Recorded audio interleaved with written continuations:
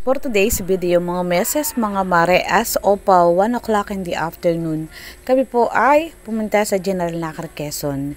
Sa Barangay Katablingan, ayan po ang bayan ng General Nakar, Quezon, ay di po baga at yan. Nung rikita na, napakaganda ng view. Ayun, kagaya po na nabanggit ko kanina, kami po ay nag-meeting sa Katablingan, General Nakar, Quezon. Ito po ay late video, late upload. At yun nga po mga meses, mga mare, sabi nga po ay aming regular meeting ng aming samahan ng NQ Barcom. At syempre pa, day off ni Agom at last Saturday of the month, every Saturday ay day off ni Agom. Kaya siya ay aking kasama at siya ang aking driver, mga meses, mga mare. At pinakambanding na nga po naming mag-asawa. Ayan po at hindi nga po namin totally alam yung exact location ng bahay ni Kuya Lakay. I mean, ang resort ni Kuya Lakay. Kuya Lakay Beach Resort sa Barangay Katablingan. At amin nga pong inaalalayan yung aming isa naming kasamahan sa huli. Isa naming member dahil hindi rin po niya alam. Ayan po at habang kami ay pumupunta sa General Nakar, Quezon, mga meses, mga mare, naisipan ko mag-video dahil napakaganda po ng view. Kitang-kita po naman di po baga mga meses. At sa wakas, kami pinakarating na sa Kuya Lakay Beach Resort sa Barangay Katablingan, General Nakar, Quezon. At pagdating nga po namin ay nandyan na ang aming mga kasamahan. Yan po yung may-ari, ang asawa ni Kuya Lakay, ang napakabait na asawa ni Kuya Lakay. O di po baga mga meses, mga mare, ang ganda ng viewhan ni po. Kasing ganda ng may-ari. Ayan, salamat po Kuya Lakay at saka sa iyong napakabait na meses. At kami nga po ay in-entertain nyo ng maayos nung tayo ay mag-meeting dyan nung Sabado. Ayan nga po mga meses, mga mare, pagdating namin na nandun ang aming mga kasamahan at may mga guest na, nag-start na sila ng pagpupulong. At kami nga po medyo na-late dahil sabi ko po ay medyo mali-late kaming mag-asawa at may kinausap pa akong tao. Ayun nga po mga meses, mga mare, yan po ang view ng Kuya Lakay Beach Resort sa Barangay Katablingan, General Nakar, Quezon. Napaka-presko ng hangin.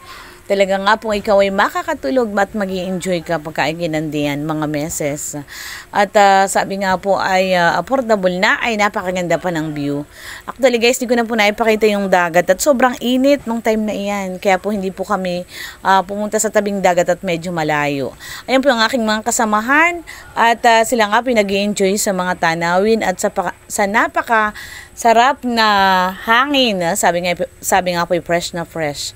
At busy naman ang aming si Doc Jose at saka si FMB sa kanilang kwentuhan. At yung iba namin mga kasamahan, sabi nga po kumustahan. Hanggang sa kami nga po ay nagkaroon ng nag-start na yung pagpupulong, nagkaroon ng kaunting kumustahan at balitaan. Yun, ang kumusta at balitaan ay iisahan po.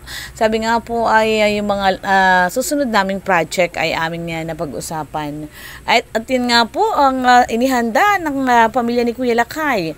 At yung iba naman ay dala ng aming mga kasamahan sa grupo. Ganyan po kami tuwing magmi-meeting. May kanya-kanyang dala, yung may madadala na pagkain.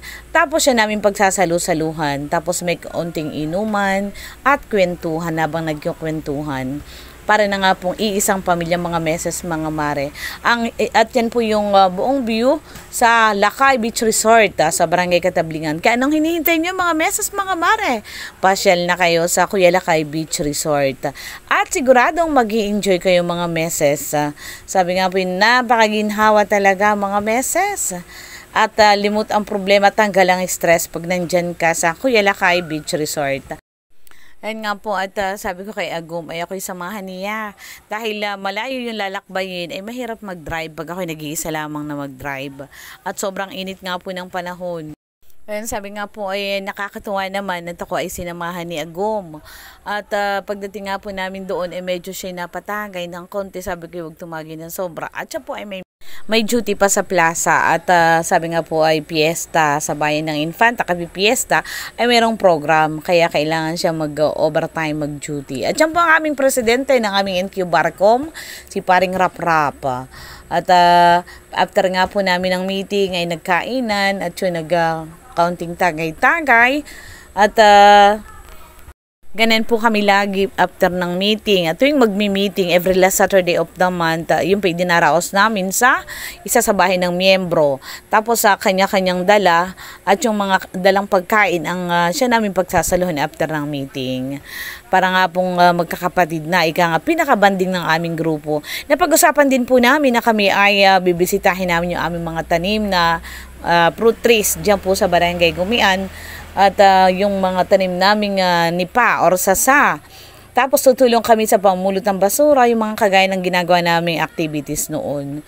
Tumutulong sa taong bayan. Sabi nga po. At yun po ang layunin ng NQ Varcom. At yun nga po. Minsan may pagdami ang aming mga kagrupo na umaattend sa meeting, minsan naman ikakonti. Ang mahalaga ay go lang ng go. O di po baga, ang mahalaga ay sabi nga po nananatili yung grupo at nananatili yung magandang samahan. Sabi nga po once sa Barcom, always sa Barcom. Ayan po si Kuya Lakay, ang may-ari ng beach resort. Thank you for watching. Bye-bye! Uulitin ko, once a Barcom, always a Barcom. Thank you for watching. Bye-bye! Please subscribe to my YouTube channel at Desmix TV. And please follow me, Desiree P. Romano, sa aking FB account. Bye!